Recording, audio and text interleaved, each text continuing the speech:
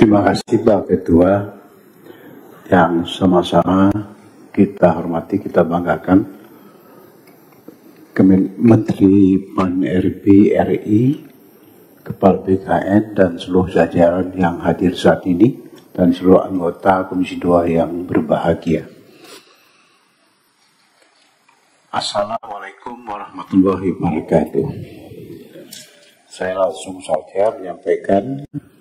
Pertama berkaitan dengan apa yang disampaikan tadi oleh Pak Arba, saya tidak mewakili pimpinan ketika beliau dengan beberapa staf mengantarkan berkas rancangan peraturan pemerintah Republik Indonesia 5 set seperti ini, dan kebetulan saya berada di sekretariat, kebetulan saja numpang sholat zuhur ketika itu saya, dan tentu sebagai pimpinan saya duduk bersama di depan Pak Arba. Ini pertama untuk dimaklumi. Yang kedua, Pak Menteri dan seluruh jajaran yang hadir saat ini, ketika saya diminta untuk mewakili Komisi 2, pimpinan Komisi 2, rapat evaluasi penyiapan laporan kinerja DPR RI tahun 2023-2024, yang kita bahas adalah penyiapan buku laporan kinerja tersebut. Dan di situ dimasukkan dan diusulkan bagian daripada kesuksesan yang dibuat oleh DPR RI, termasuk sekretariat dalamnya itu, Sekretariat Jenderal DPR RI, persoalan tunjangan kinerja dari mereka yang diusulkan untuk ditingkatkan. Nah, selama beberapa tahun ini Tunken itu tidak pernah meningkat, dan itu disampaikan pada rapat tersebut, itu adalah tunjangan kinerja yang paling terendah nomor 3 di antara lembaga kementerian yang ada di tanah air.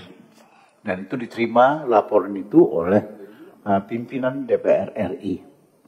Jadi barangkali pada kesempatan yang berbahagia ini kami hanya ingin menyampaikan saja, mohon informasi, karena ini akan kami sampaikan kira-kira sampai sejauh mana perkembangan permintaan peningkatan tunjangan kerja yang diusulkan sudah beberapa lama. Karena ini akan dimasukkan dalam buku laporan tunjangan kerja, laporan kinerja DPR RI secara keseluruhan untuk tahun yang lalu.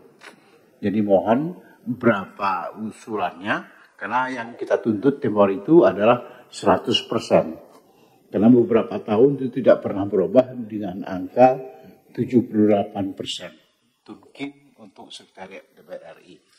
Dan itu adalah, saya ulangi sekali lagi, tunjangan terbawah nomor 3 di tanah air dari kementerian lembaga yang ada di tempat kita.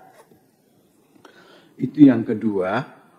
Yang ingin kami tanyakan lagi berkenaan dengan draft rancangan ini adalah yang setelah kita baca, dan tentu yang menjadi krusial kita pandang adalah persoalan perpindahan atau proses penyebutan pegawai honor untuk ditransfer menjadi pegawai P3K. Di dalam buku ini disebutkan untuk penetapan proses itu diatur dalam Permen-PAN RB. Ada kekhawatiran kita ketika itu waktu kita membahas, justru pada saat kita membahas, kita ingin ini diletakkan di dalam rancangan undang-undang dan menjadi undang-undang nomor 20 tahun 2023. Ini yang kita inginkan. Tapi okelah tidak masuk dalam undang-undang, setidak-tidaknya masuk ke dalam peraturan pemerintah ini. Kalau ini dimasukkan ke dalam peraturan Menpan, nah kita memaklumi bahwasanya pemerintahan Pak Jokowi ini akan segera berakhir tanggal 19 Oktober 2024 ini.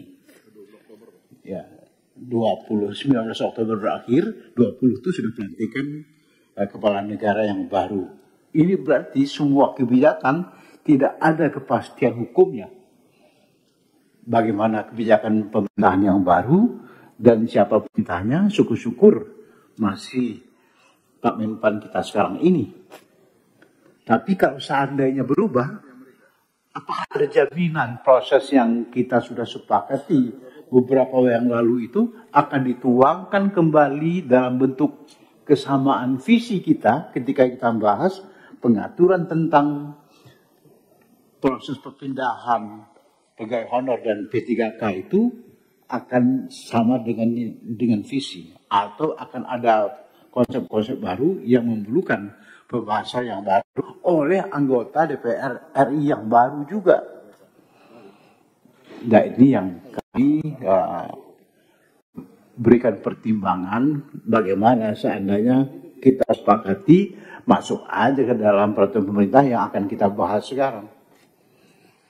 Kalau kita masuk kepada yang baru lagi, ya baru lagi persoalannya. Pembahasannya oleh DPR RI yang baru, kementeriannya juga ya kita nggak tahu persis ini siapa menterinya, Menpan RB, stafnya mungkin juga berubah, pemikirannya apa lagi. Dari ini Pak Menteri sumbang saran kami untuk dapat dipertimbangkan agar proses penetapan ini juga semuanya kita cantum ke dalam peraturan pemerintah yang sedang kita bahas sekarang ini. Kita masih punya waktu menjelang menjelang September pada pertengahan setidaknya. Kemudian yang juga yang kami lihat di sini pada pasal 292, 293 pengaturan tentang digitalisasi. Ini juga masih terlalu awam pengaturannya karena yang kita harapkan kemajuan ke depan yang diinginkan oleh pihak presiden itu. Presiden pernah mengatakan ketika itu, kita ingin jadikan ASN ini berkelas dunia dengan aplikasi sistem digitalisasi. Tapi kalau ini tidak tercantum dan masuk kepada peraturan menteri, ini yang kita khawatirkan lagi. Apa bisa nyambung oleh DPR yang baru? Apa bisa menyambung lagi dengan pemerintahan yang baru? Presiden yang baru? Digitalisasi termasuk juga ya soal konsep tentang meritokrasi yang diatur dalam pasal 294 dan 298 masalah pengembangan kompetensi pegawai, karena ini penting. Pengembangan kompetensi pegawai ini sangat penting karena ini menyangkut dengan karir para pegawai dan karir ASN. Bagaimana peluang mereka dan bagaimana pengaturannya. Ini harus konkret dan jelas. Barangkali Pak Menteri dan seluruh jajaran dari BKN, ya, mudah-mudahan ini dapat menjadi pokok bahasan bagi kita semua. Barangkali nggak usah terlalu panjang, masih ada teman-teman yang lain. Sekira demikian yang dapat kami sampaikan. Terima kasih. Wassalamualaikum warahmatullahi wabarakatuh.